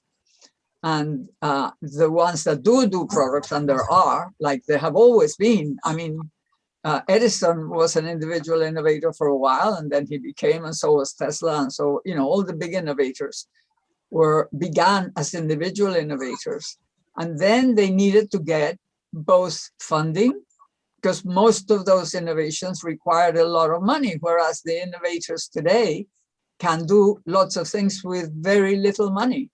That's why I think that universal basic income would be fantastic, because apart from giving people their identity to feel good, it's just you're a citizen and therefore you get money. It would allow many more individual innovators to innovate, and many more fantastic pianists and artists and writers and so on to give us their art, because it would be possible to have this guaranteed income for being a citizen. So there are many things that the fact that individual individuals can innovate. You don't have to have a job. You don't have to have an employment in order to have a good living. Even all those people that are bloggers and that, you know, that make money by people being in their, whatever they call it, you know, they make money also advertising and so on. Lots and lots, thousands of people are now innovating like that. So there has been this opening, lots of people self-employed. It changes the work relationship, and therefore it's very stupid to have a welfare system that's based on the labor market sort of relationship rather than the single entrepreneur, who are also relatively small in terms of their income at the beginning. Only a few really make a lot of money, but some make a living. But it should be possible to have a welfare state where we need institutional innovation. Sorry to keep on going about institutional innovation, but we really, that is the key to what happens from now on. And one of the things is to make it easier even for the individual innovator to do whatever they think, and in the individual creative person doing things. So I think, yes, definitely there is a space. But then the theory, the system of innovation, well, you've all been talking about the need to adapt it to the specific conditions, maybe of a continent, maybe of the paradigm, you know, to start identifying some of the things that make a difference between the best systems of innovation now and the best systems of innovation in the past. So yeah, I think it's a question. It's a good question to go into as a research thing. And if I can add to what Carlota, what you said, I totally agree, is individual innovation at the same time entrepreneurship. Entrepreneurship that comes from the bottom up. And it's so important when you talk about local markets, segmented markets and so on, to have local entrepreneurship, which is not just an innovation, but putting on a small organization, something that try to develop something. And I think this is something that also policies in Africa as well as in other countries should push. A local entrepreneurship that takes into account the local needs, local demand, and the fact that markets are, in a sense, distributed in a certain sense. Franco, if someone wants to ask questions, we can prolong the session by around 15 minutes. That's okay, no problem. What did you say, Rajesh? Yeah, if someone wants to ask any more questions, we can prolong the session by about 15 minutes, no problem. Okay. So if somebody wants to come in and ask questions.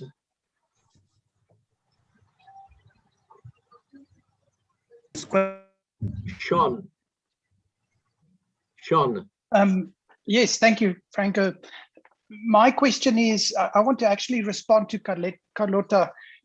What I just experience in my movement in Africa is still a lot of focus on science and big technology and modern lab infrastructure, and not enough on learning how to organize ourselves around a problem, how to get different kinds of people from big, small, formal organizations and informal to work together.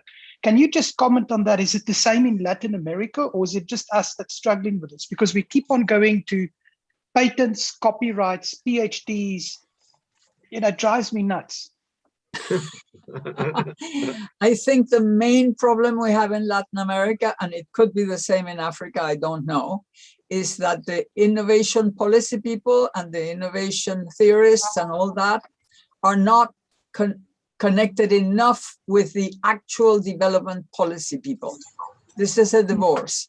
I even think that one of the biggest problems we have is that UNESCO invented during import substitution, when we couldn't really innovate much, UNESCO proposed this CONICIT type thing where we had science and technology councils, where science and technology work together, and there was no connection between technology and industry, not because the industry didn't want to, or because the science and technology people didn't want to, but because it could not happen in import substitution. Import substitution was about assembling somebody else's technology with a contract that said that you could not change nail. You couldn't change anything. That was the contract. So what were these guys going to do? Nothing. In fact, my initiation in this was to create a department, a direction of technological development inside the Ministry of Industry in order to try to get the public companies, which were not necessarily just assembly companies, they were real, they were doing oil exploration and steel making and aluminum making and so on, to get them to be able to ask the scientific and technological world for solutions, but that meant that they already had to be changing themselves and meet their limits. So what do I think we need to do in Latin America? I don't know if it's the same case in Africa. We need to separate science, put it more together with education like the Israelis do, and then have technology not as one big technology thing, but a technology section for each ministry, for each sector, for each, to really, it doesn't matter if it gets all divided, maybe they get together afterwards, but we need to start working directly with the needs of anybody who's trying to do the actual production and the actual wealth creation. So somehow we need to do that. And science has swallowed the money, the effort, because they're powerful and they're respected and they're big professors, and these little engineers doing things are little engineers doing things. So I think that's the situation. Great. Other questions?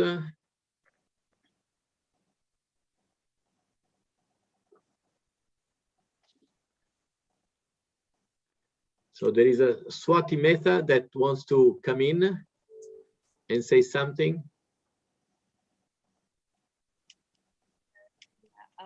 Thank you very much for the very interesting presentation from the beginning itself. I was very amazed by listening to all the panelists. It was such a wonder, and I'm really thankful to all of you.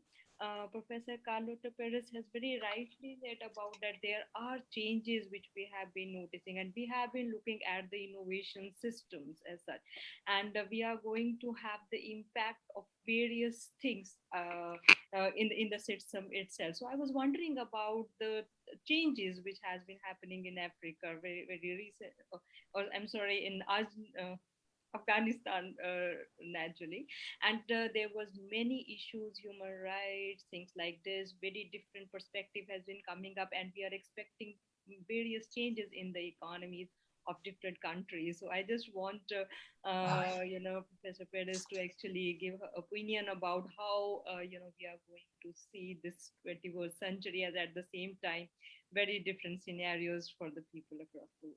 Thank you very much. Carlota, do you want to say something?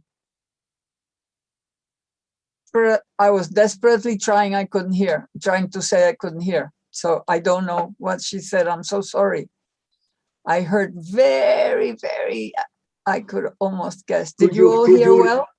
Could you repeat the question? Because there were some problems for everybody. Sorry, I think I was a little bit lower in my voice. Now it would be louder. Yes. Yeah, I'm sorry for that. Actually, I just want to know about your opinion regarding the impact of what happens in Afghanistan in the previous week on the innovation system of different countries across maybe China or Asian countries. So what actually, if we just want to see the political aspect of that. So I was just wondering about what impact it is going to have. So a little bit different from Africa. So, yeah. Thank you. Goodness, Swati. It's so, what's happening is so horrendous in political terms, in the future of women, and the future of all the people who participated in this thing. And, this is almost like life and death sort of thing. to start to think about the innovation system with the Taliban there, I don't really know we can. It's wonderful of you to actually go to that extreme, to sort of go through all the interconnections. That I understand your feelings, but I find it difficult to, yeah, okay, I'll let. Yeah.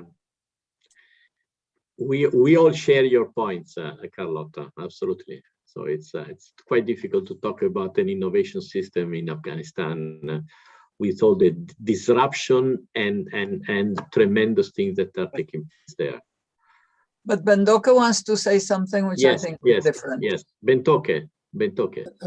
I just want to say that there was an interesting article in Financial Times today by a guy by name Martin Sandbu, something like that.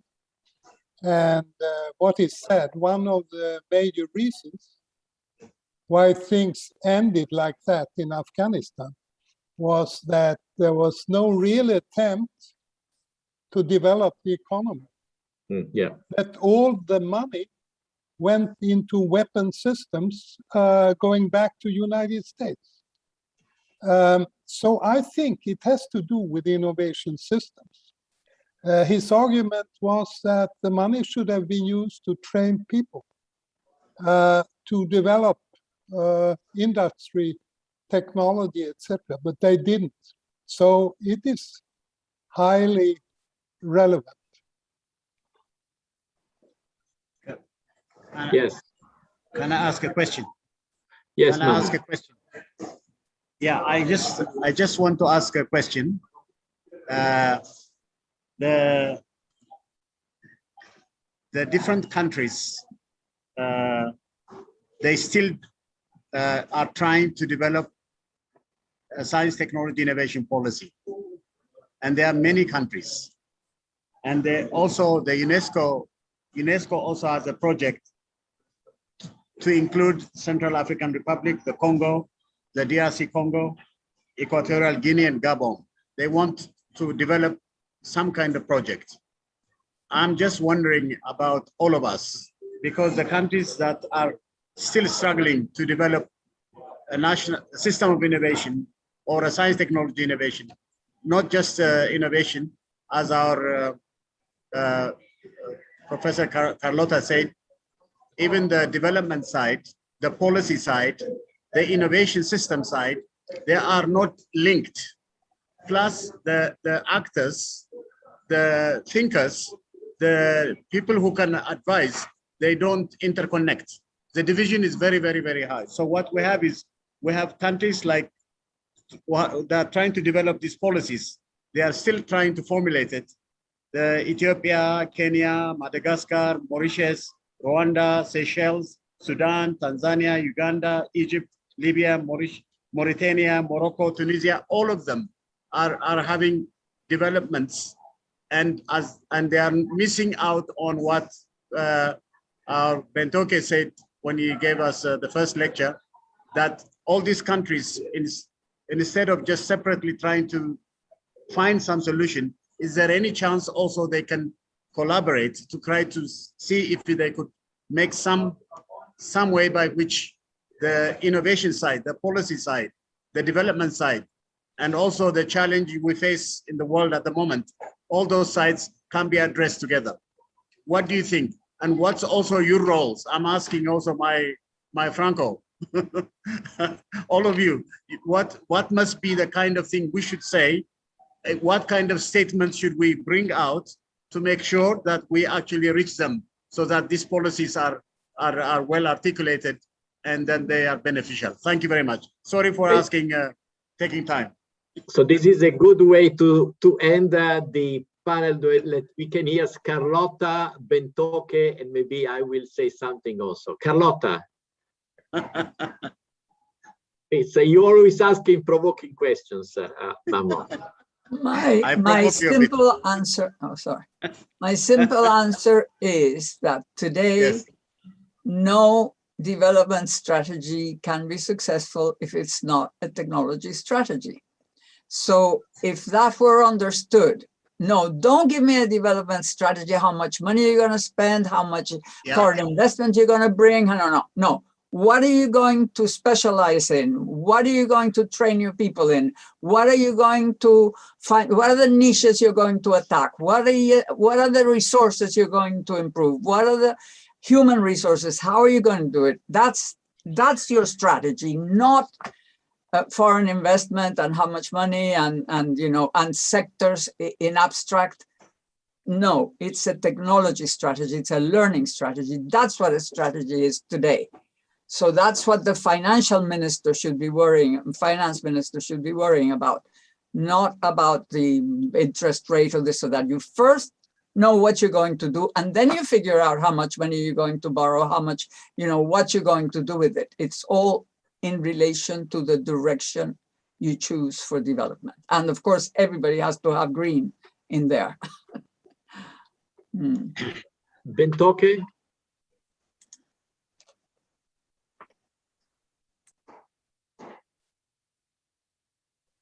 I think this question should be answered by colleagues from Africa, colleagues operating and knowing what is possible and what is not possible.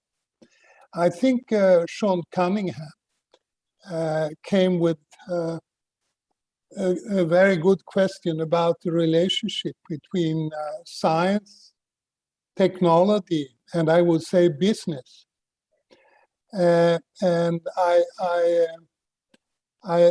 think that Anke Weishe, when she talked about how to stimulate new activities, indirectly pointed to the problem that the real problem is to get a very, very close connection between knowledge and production.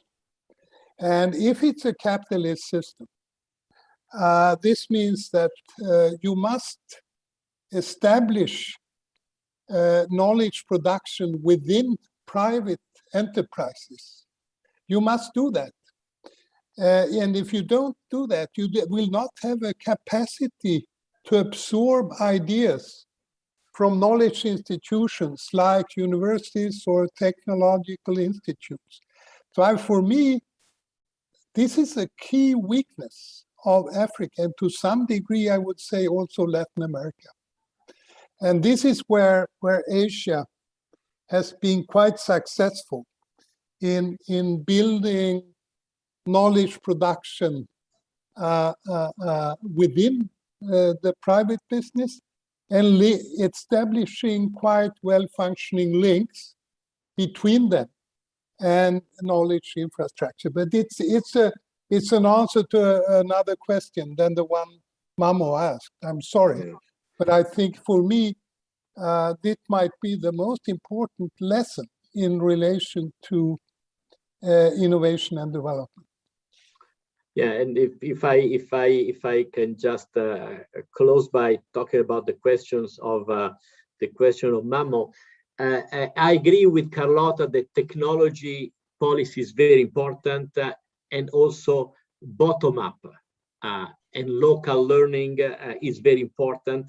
But if you think also science policy, not in terms of big science, but applied science to the specific needs is very important. So I should not cut out science as such, because we also always think science is a big science, and so on. But a lot of time, particularly nowadays, science is so pervasive in a lot of production and developments that applied science for the needs of specific development of innovation is also important for policy. Okay. I think that we ran out of time. Let me just close this very, very interesting panel. I have to say that it was really fascinating to hear all of you. I have to thank first of all Carlota for her sparkling and so stimulating presentation. but also to thank Thokozani, Sundai, Saradindu, and Anke for their specific points that have really complemented very well what Carlota says in terms of Thokozani, in terms of resources needed for learning, Sundai focusing on the particularity and diversity of the context, and Saradindu for this idea that open source is important and one size does not fit all. In a sense, you have different innovation systems, and Anke on the process, on innovation process and the need to take into account of complementarity. So it's been a very stimulating discussion, and I have to say that again, I'm glad that everything originated, this idea from our fond memory of Chris Freeman, and from the great book Putting Africa First by Mammo, Bentoke, and Peter that I congratulate with now. So thank you for your participation, and to the next panel. Is there something you want to add, Mammo or Rajesh? Yes. I think we should really appreciate you very much for chairing the meeting, and also Carlota for giving up the inaugural lecture. And it has been very, very educational and very, very relevant, and really we're very happy. And I just want to say that we need to now unite policy, development, innovation, but also we need to always add our beloved Chris Freeman, hope. So we need to start to converse about Africa's problems and challenges with the inclusion of hope as an ontological need for change. Hope is an important variable in the way we wish to think, to design, to engineer, to do science, to do economics, to do innovation, to do reason, to debate, to mount intellectual reflections about Africa. Africa needs it more than any. It's the last that should be put first.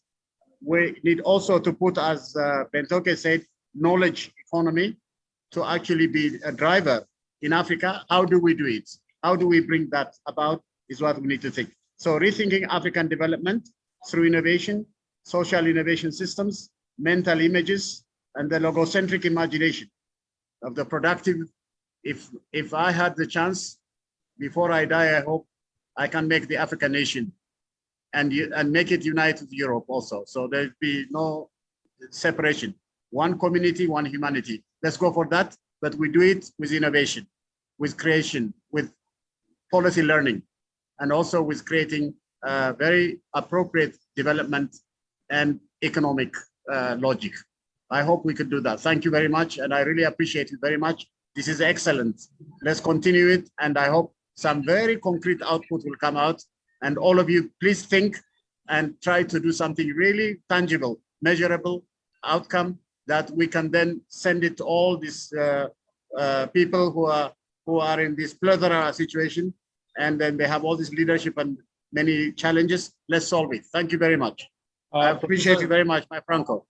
Professor Momo, can I just make a small comment here? I'm actually very sorry because I had to face a medical emergency back home today. Okay. So that's how I missed the session today. But I had already informed Dr. Rajesh. So he has created a slot for another session. So we will be discussing putting Africa first and informal innovation and bottom-up innovations in our next session, which will be allotted to us by Dr. Rajesh. I apologize you all for not joining you today. It was a medical emergency. A friend had to be admitted in the hospital. No problem. So I was there. No problem. By the way, before closing the session, I want to thank also Rajesh, who has been behind all these kind of things, and you know, he's always the big organizer and makes things possible. This is what very important. Thank you, Rajesh. Okay, so we close the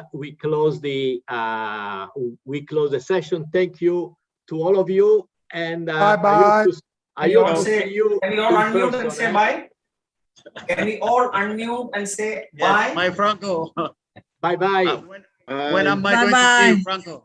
Bye. Bye bye. Mammo, brother. Bye bye, Hello, Dr. Bhaskara. Rajesh, Professor Mammo. Bye bye. Yes. Thank you very much. Rajesh, you should take some pictures. Please Thank you. take Bye. pictures. Okay, bye bye. Rajesh, Yeah. have you taken some pictures? Yeah, I'm not. I have taken it. Take with Taken. Franco before Yeah. he leaves. I want a picture with him. Yeah. I want also his musical. Okay. My Okay, friend, Mammo, take care, eh? Be good, take care. See you so soon. lovely to see you. Really lovely. Okay. So see are you in soon. America? Are you in America or are No, you no, I am in Milano. I am in Milano now. Oh, you're in Milan. I'm You're in not Milano now. You're not in Yale University now. No, You're for not- the next 6 months, I will be in Milano until December. I'll be here. Okay. But what is going to happen with Globalix? Are we meeting or what's happening? It will You be don't- hybrid. It will be hybrid. I think they are still decide. Definitely, it will be hybrid. Okay. Could be online if the situation gets worse. But But online. But it'd be nice to see each other, like. I mean, yes, finally, after a long time. and so on. Long time. But Mammo, I am optimistic as you are. We are going to meet each other sooner or later. We are going to meet. Yes, no, but I miss you a lot. I really. Okay. It's really nice to see you. So Take care. Thank you so much. Yeah. Take care. Bye bye to everybody. Bye bye. Okay, my Rajesh, all of you. Thank you so much. Bye bye. Thank you. So Justin Franco, Kumar, thank you. Franco, all of you. if you are not very busy. Michael. Franco, if all you are of not very busy, Thank can I you, have a moment with Professor. you? What? Huh? If you are not in a hurry to leave, can I have a moment with you? Yes, absolutely. Yes. Okay. Let him, we need to arrest him. He mustn't go. Okay. But he's very busy. I don't want to hold you for long. Now, this is about our future, the program with Dick Nelson. Yes, So- I know. I have some. I've been interacting with him, and basically, it will be November. But I will be in New York in November for 1 month, 4 weeks. He is not sure that he will be in New York. So the idea is that you and I decide for 1 day, and then in case he's not in New York, we just do a kind of I interview him in terms of with on Skype or on Zoom or whatever. So when do we decide? When do you can we decide in mid-September the date? No, it is absolutely up to Dick Nelson to decide and you to decide the date. And the only but condition just tell me which is the last day we can tell you, in a sense, if it has to be in November. When problem. Just tell me 20 days in advance. Okay. Yeah. Okay. No, okay. Just Because we will know by, let's say, by the end of September exactly if we both will be together or not. Anyway, and okay, let's interact at the end of September and then decide in which way we do it. Okay. Yeah. One more thing. I wish to make a small, a small video clip on Dick's life. So is it possible to get a few photographs of his, youthful days, important things? Is it possible? I think you should ask him, because he is a person that doesn't have, I have no idea about the picture of his youth or whatever. So you should write to him, say that you talk to him, because it's better that he sends them to you directly. Say that you talk to him, that you are behind the organization of the meeting and so on. Okay. And if he has some picture, because I don't have them, I have the ones of the conferences, but please ask them directly. Okay. Thank you so much. Okay. Thank you very much. Have you Take taken care. picture? Have you taken the picture? I have. I Please. send you. I have taken the pictures. Okay, Don't great, send it great, away with- Mamo. Great. Ciao. Bye-bye. Bye bye. Bye. Say hello Bye. to all of them, all the family. Thank you so much. Okay, to you. Bye-bye. Bye-bye. Bye-bye. Okay. Bye. Thank you very much. Bye-bye. Thank you so much. Thank you, my Rajesh. Thank you. I sorry for being late, but I think I didn't fail you, did I? Was I okay? Have you passed me or you gave me? Beautiful. It's very good. It's very good, and it went well. Mama It will went be well. penalized for late coming. Yeah. You'll be Oh, my- penalized for late coming. My Sunday, how are you, my brother? For inviting me and you come late. Yeah, that's good. Where are you now?